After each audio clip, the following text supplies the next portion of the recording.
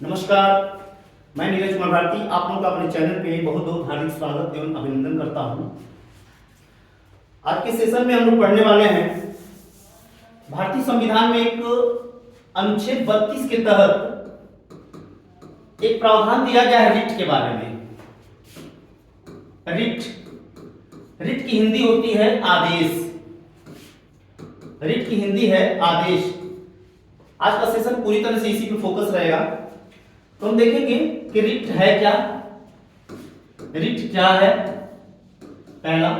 दूसरा, रिट के प्रकार कौन कौन से हैं, टाइप्स।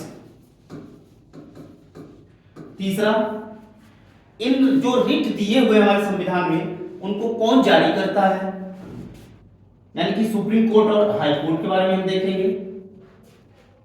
तीसरा, चौथा कि जो रिट सुप्रीम कोर्ट और हाई कोर्ट के द्वारा जारी की जाती हैं उनमें क्या क्या अंतर है, डिफरेंसेस को हम देखेंगे। इन चार क्वेश्चन के माध्यम से हम पूरे रिट को कवर करेंगे। तो आइए हम रिट के बारे में समझते हैं।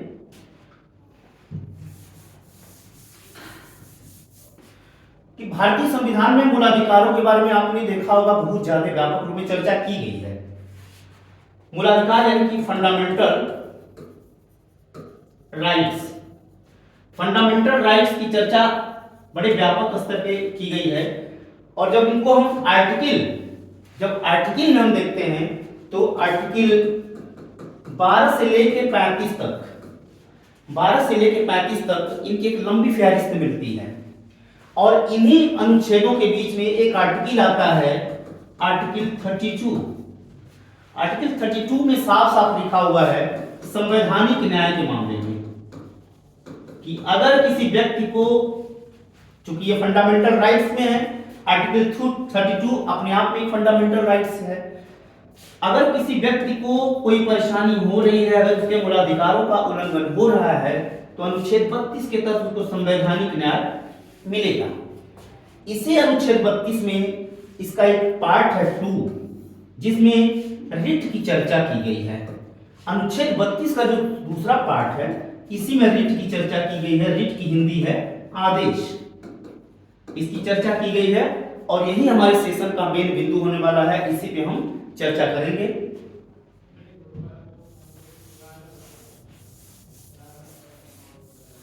तो जो रिट है, रिट को जारी करने का, जब भी फंडामेंटल राइट्स का उल्लंघन हो, जब भी किसी व्यक्ति के मूल अधिकारों का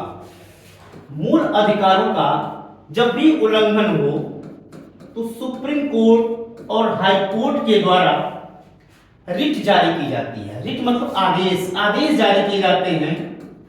और ये आदेश जो होते हैं अनुच्छेद 32 आर्टिकल 32 के माध्यम से सुप्रीम कोर्ट जारी करती है और आर्टिकल 226 के माध्यम से हाई कोर्ट जारी करती है। यानी कि सुप्रीम कोर्ट जब भी रिट जारी करेगी तो आर्टिकल 32 के तहत जारी करेगी, और जब भी हाई कोर्ट जारी करने वाला होगा रिट, तो आर्टिकल 226 के तहत ही रिट जारी करेगा। अब एक चीज और समझ लेते हैं कि व्यक्ति के अधिकार दो प्रकार के होते हैं। एक है फंडामेंटल राइट्स और दूसरा जो राइट है वो है लीगल राइट्स। यानी कि विधिक अधिकार एक है मूलाधिकार और दूसरा है विधिक अधिकार। तो जब व्यक्ति का मूलाधिकार का उल्लंघन हो, यानी कि ये फंडामेंटल राइट्स का जब उल्लंघन होता है, तो सुप्रीम कोर्ट 32 के तहत अपने आप रिट जारी कर देती है, हाई कोर्ट भी जारी कर देता है। लेकिन जब व्यक्ति के लीगल राइट्स का जब वायलेशन होता है, उस मामले में सुप्रीम कोर्ट 32 के तहत रिट जारी नहीं कर सकता है।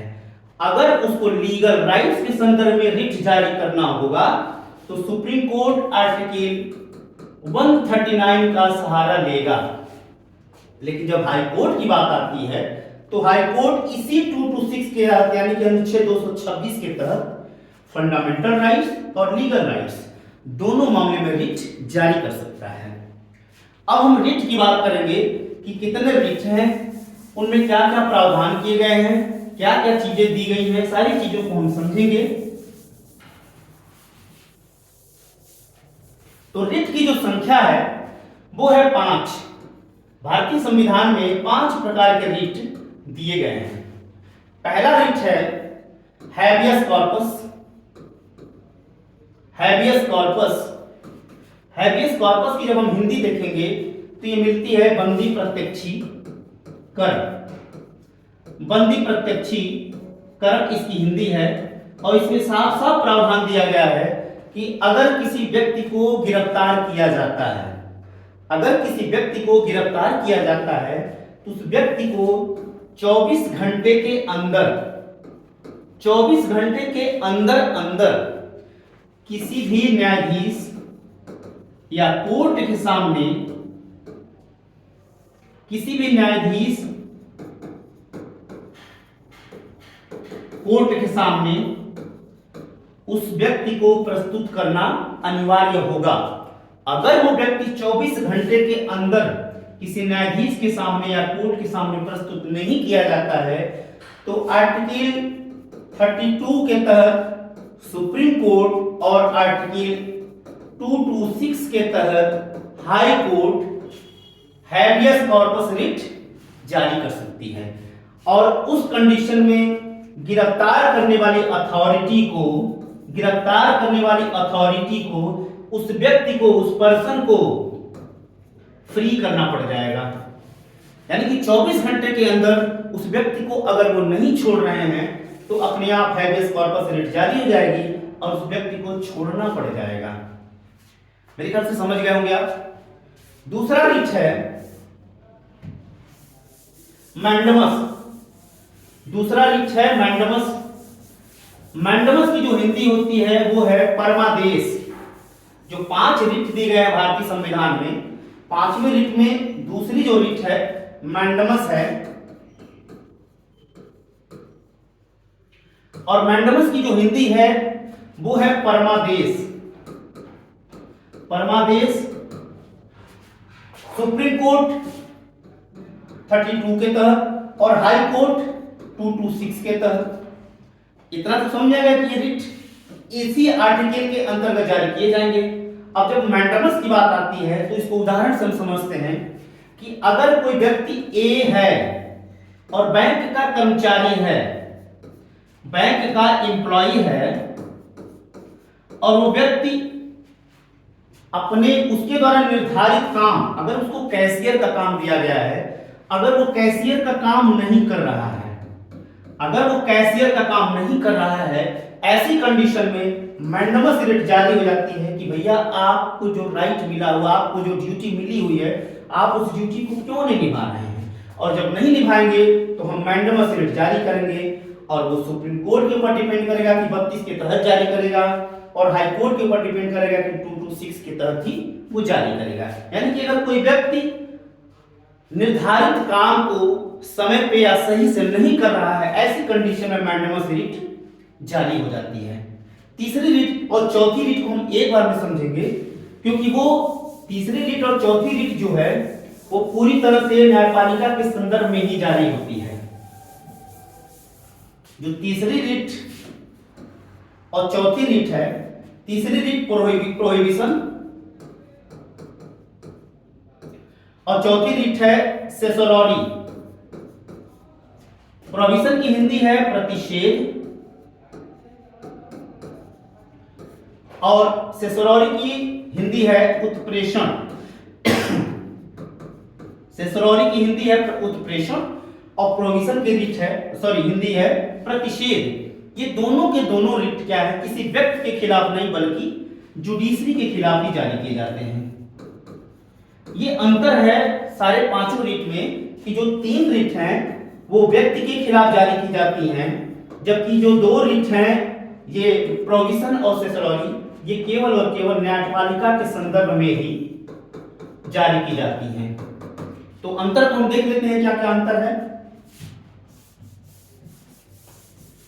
पहले हम देख लेते हैं प्रतिषेध।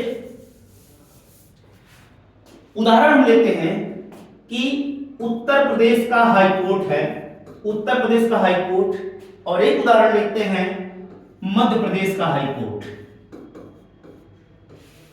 उत्तर प्रदेश की हाई कोर्ट की जो पावर है, पावर ऑफ अटॉर्नी है, वो केवल उत्तर प्रदेश में ही जारी रहेगी। मध्य प्रदेश के हाई कोर्ट का जो पावर है वो मध्य प्रदेश में रहेगी।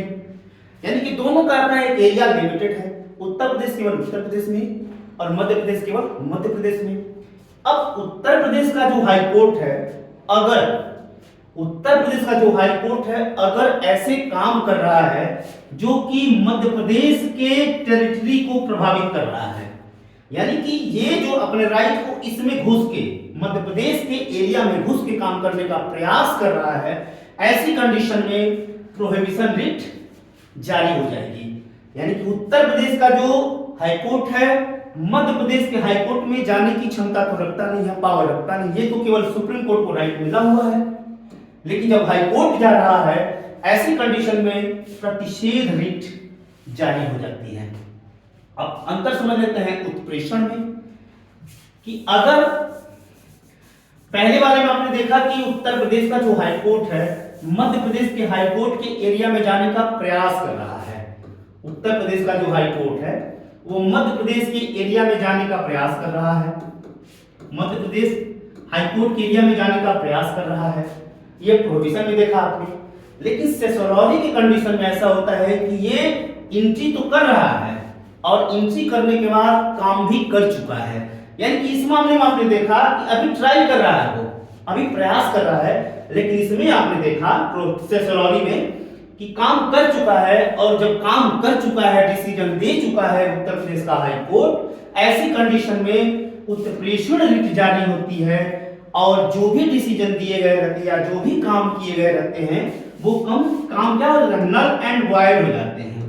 नल एंड वॉइड यानी कि पूरी तरह से वो जो डिसीजन होते हैं सारे बर्खास्त कर दिए जाते हैं और उन मामलों को सीधे सीधे सुप्रीम कोर्ट अपने पास बुला लेता है, उत्प्रेषण कर लेता है, अपने आप बुला लेता है। तो बेसिक डिफरेंसेस ये है कि जो प्रोहिबिशन और सेसोलॉजी रिट है ये दोनों के दोनों न्यायपालिका के खिलाफ जारी होते हैं, न्यायिक क्षेत्र में जारी किए जाते हैं, और प्रोहिबिशन जो रिट है वो काम करने के पहले यानी कि प्रयास कर रहे हैं, जबकि सेसोलॉजी रिट जो है काम कर चुके हैं, ऐसी कंडीशन में जारी होता है। अब लास्ट रिट देखते हैं क्यू वारंटो। जो क्यू वारंटो रिट है उसकी हिंदी है क्यू वारंटो अधिकार परीक्षा, अधिकार परीक्षा क्यू वारंटो। लास्ट जो रिट है क्यू वारंटो, इसकी हिंदी है अधिकार परीक्षा।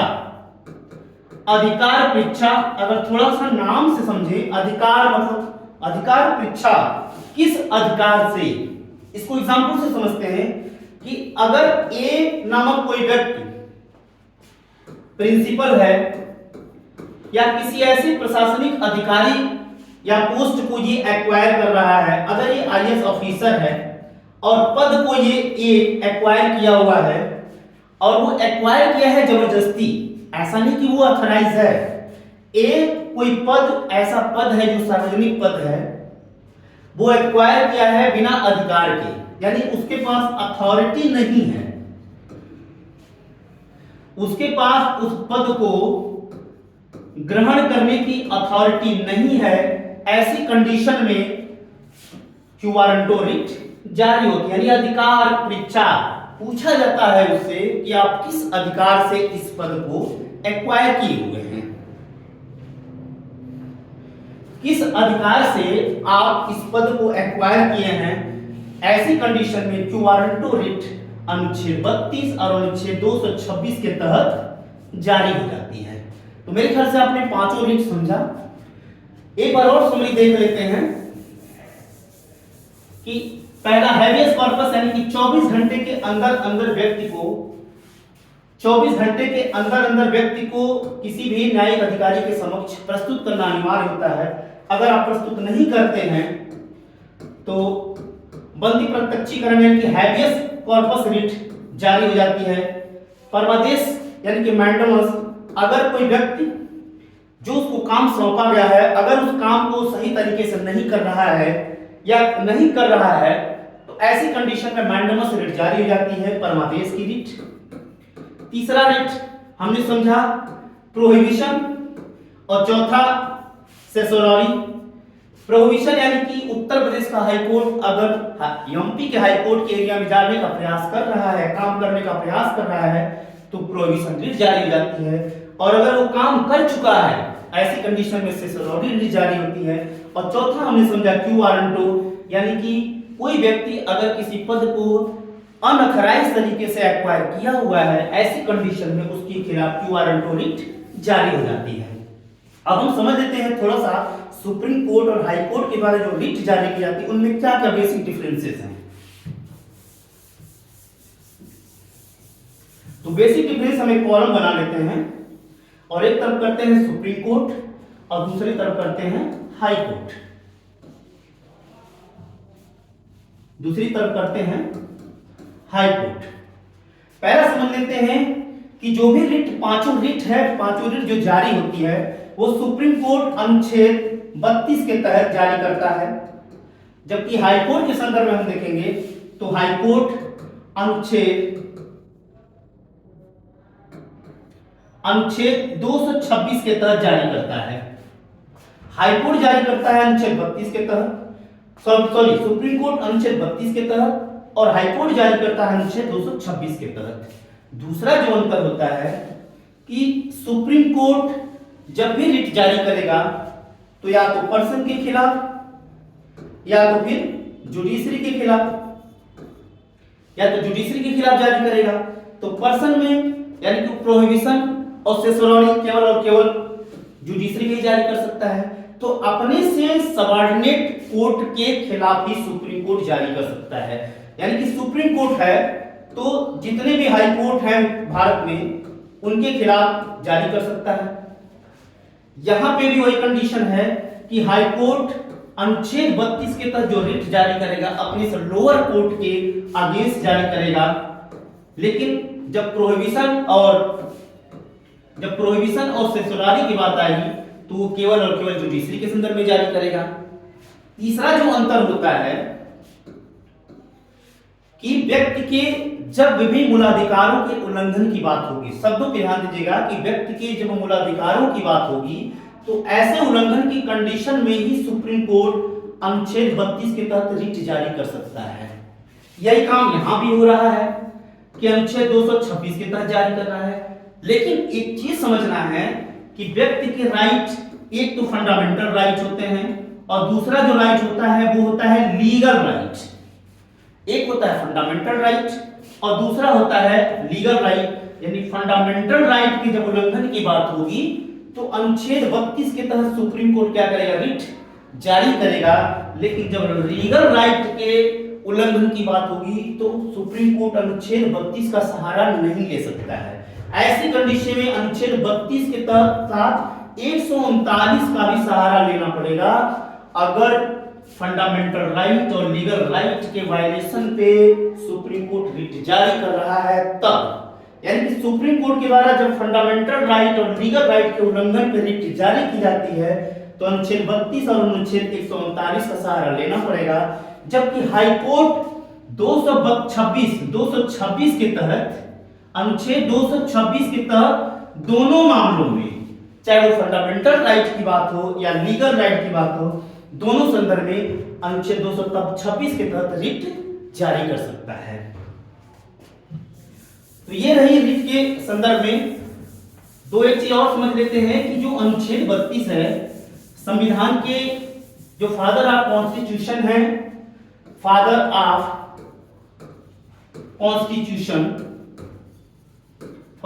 कॉन्स्टिट्यूशन जो है वो है बी आर अम्बेडकर महोदय को फादर ऑफ कॉन्स्टिट्यूशन कहा जाता है। उन्होंने अनुच्छेद 32 जो आर्टिकल 32 की हमने चर्चा की है और जिसके तहत संवैधानिक न्याय की चर्चा की गई है, इसको संवैधानिक न्याय की चर्चा की गई है। इस अनुच्छेद 32 को अंबेडकर साहब ने soul and heart of constitution कहा है। Soul and heart of constitution कहा है, यानी कि संविधान का हृदय और संविधान की आत्मा अनुच्छेद 32 को कहा है, किसने कहा है? बी आर अम्बेडकर ने। इसी अनुच्छेद 32 को न्याय का झरना भी कहा जाता है, न्याय का झरना। तो ये सारी चीजों ने हमने समझा। अब इसके बाद नेक्स्ट सेशन में हम लोग मिलते हैं एक अलग वीडियो के साथ। तब तक के लिए जय हिंद, जय भारत।